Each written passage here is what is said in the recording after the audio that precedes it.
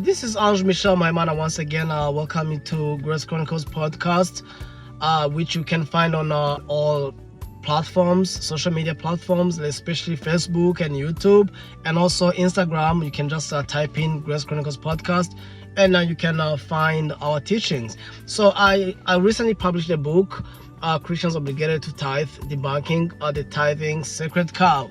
It's a bit controversial topic, I know, and I've been told it's a bit controversial, but we need to challenge some of the things that we've been taught, we've been teaching, myself included. I taught about tithing, even if I wasn't really that big on that kind of teaching, but I taught it because that's what I was taught when I became a believer, when I became born again 25 years ago.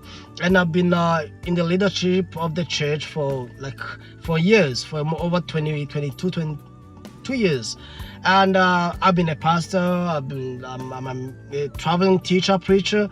I've done everything there is to do in the church, to be honest with you. And I came to the understanding that tithing is not obligatory, it's not mandatory, it's not an obligation for believers, for those who are born again. To tithe is not something that you should do as a law. And we saw about Abraham, when he gave his tithe not because it was an obligation. No, he gave it from his heart. It wasn't a coercion. It wasn't compulsory for him to tithe to Melchizedek. Actually, we saw that he gave his tithe to Melchizedek from plunder, some things that he had captured from war, from the battlefield. So we shouldn't emulate or imitate Abraham just because he gave his tithe of all that he captured from the battlefield. We shouldn't do the same thing. You shouldn't obligate believers, born again, the church, to do like Abraham. And that's a heresy. That's a wrong teaching. I'm blunt. I can say that that's a wrong teaching that believers shouldn't emulate. If you want to give, just give. Not because Abraham did it. Because there are so many other things that Abraham did that we don't do. Abraham gave animals as sacrifices. We can see that in Genesis 15. Should we do that kind of thing? No. There are things. Abraham is our example because of faith, not because he gave a tithe. And the question is, why did Abraham give his tithe? The Bible gives an answer. And this is a big issue. I listened to a preacher, a very famous grace teacher. He teaches about the gospel of God's grace. And he's a man that I learned from back in 2007, 8, 9, and 10. I read most, 3 or 4 of his books, if I'm not mistaken. But some of his books, his teachings, his videos, they helped me. But I saw one of his videos on YouTube where he was saying that tithing is not for everybody. It's not for everyone. It has to be a special revelation. That's what he was defending, because even if he teaches that believers are not under the law of Moses, we are under grace, we are saved by grace, we grow up in grace, and we go to heaven by grace, not because of what we do or have done or will do. It's a gift from God. So that's his teaching. He's really known as a grace preacher, grace teacher. He's all over the world known. On TVs like TBN, Daystar, those kind of channels, he's there. But he has refused to give up on the teaching of tithing. So he uses Hebrews chapter 7 to defend his position. And he went ahead and said that if you don't give tithing, it's because you haven't received a special revelation of tithing. And he uses uses Hebrews chapter 7. But Hebrews chapter 7, let me read that from my book, what I wrote about this. Why Abraham gave his tithe. When the priesthood is changed, the law must be changed also. The priesthood is changed, so the law must change. Even though Abraham gave his tithe from war spoils to Melchizedek, this does not mean he was giving it to Jesus, so that the church should do the same. Abraham gave it on behalf of his descendant, Levi. Listen here. Abraham gave his tithe on behalf of his descendant, Levi, who would serve at the altar in the Old Covenant tent of meeting, which became later the Temple of Solomon. This explains why Hebrews emphasizes that when the priesthood changes, the law must change as well. When the priesthood changes, the law must change as well. The question then is, which law brought about this change? Hebrews chapter 7 verse 11-12 say this for us, for those who are asking themselves this question. If perfection could have been attained through the Levitical priesthood, and indeed the law given to the people established the priesthood, why was there still need for another priest to come, one in the order of Melchizedek, not in the order of Aaron? For when the priesthood is changed, the law must change also. When the priesthood changes, the law also must change. You may wonder how these verses relate to tithing. I'm just reading from the book. But understanding the institution of the Aaronic priesthood clarifies the connection. God chose Aaron, Moses' older brother, and his sons to be the first high priest for Israel, Exodus 28.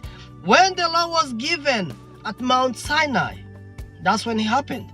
Alongside the law, Moses was instructed to build the tent of meeting, Exodus 35-40, where offerings and sacrifices would be presented to God.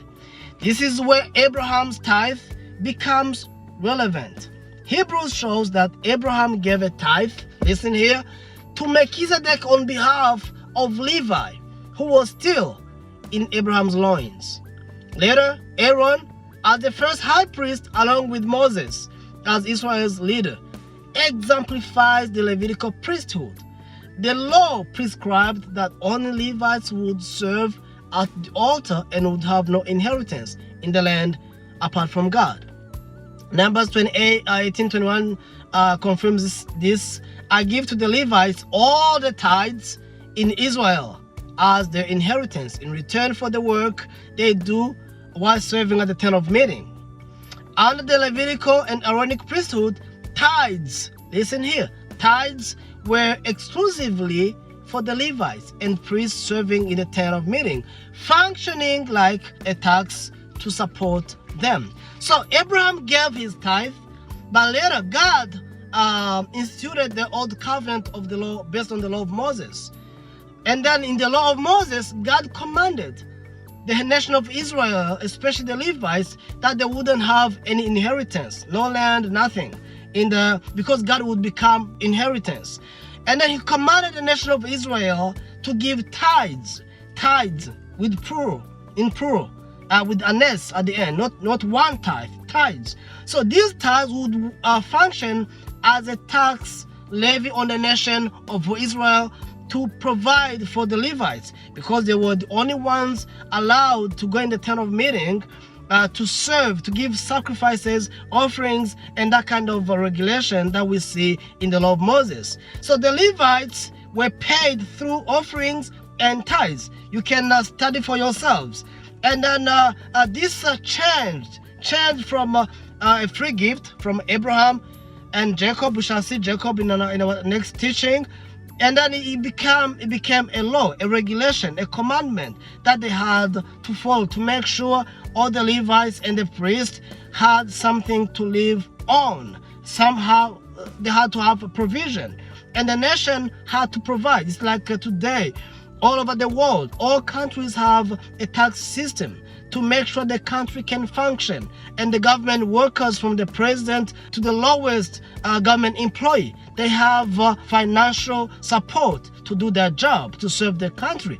It's the same system that was put in place in the nation of Israel, which today doesn't concern us. We are not Levites, we are priests. We are priests in the order of Melchizedek.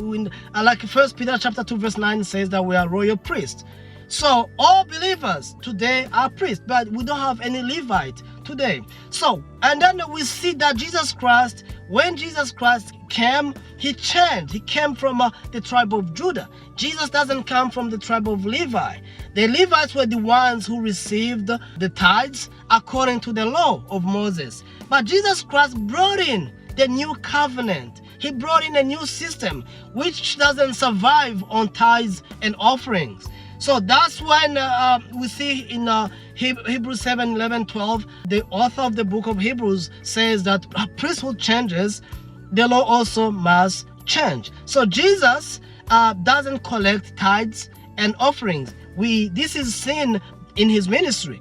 He spent 3 years preaching and teaching, traveling all over the nation of Israel, even up to Samaria.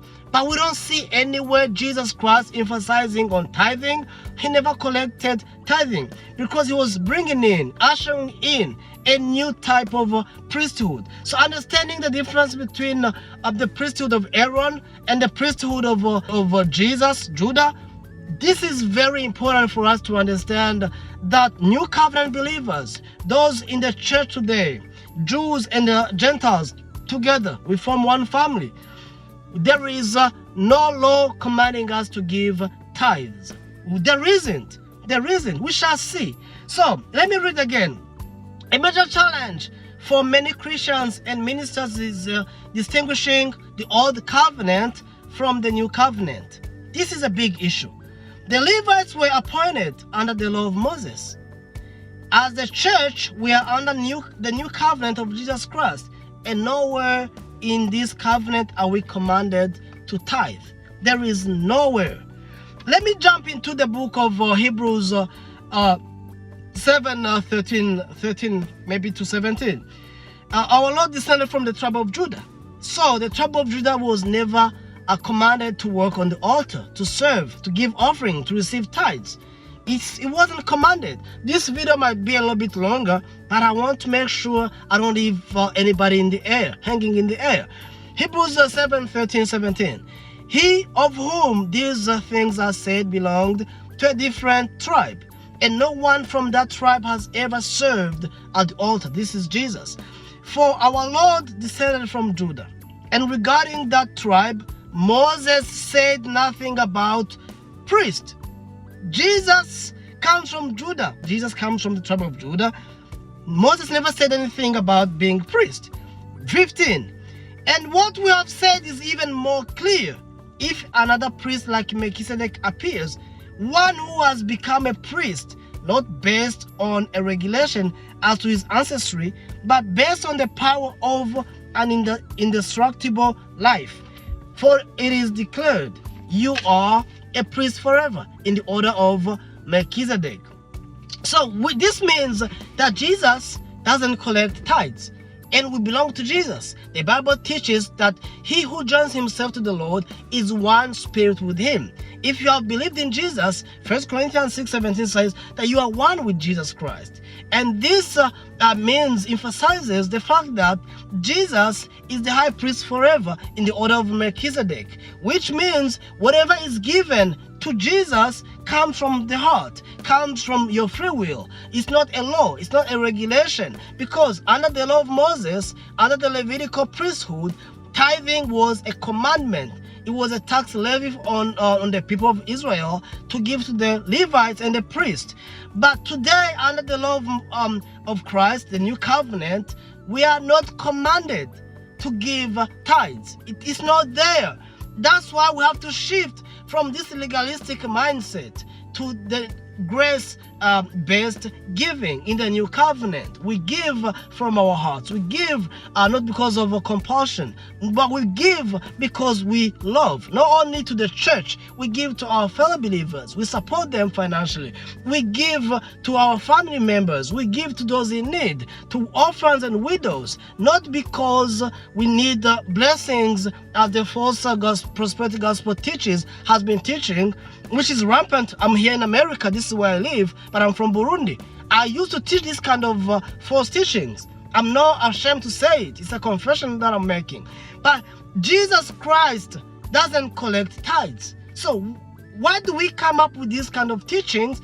And we even defend ourselves because it profits. It profits those in the positions of power, those who are leaders. They are the ones who benefit from tithes and offerings. And you might say, oh, this guy is becoming, he's fighting. I'm not. I'm trying. I did research. I wrote a book. You can read it. You can look for it on Amazon. You can even send me a message.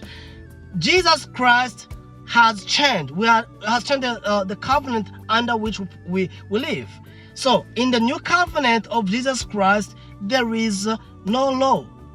The law was under the law of Moses, the priesthood of Moses and of Aaron. But now No, we are under Jesus Christ.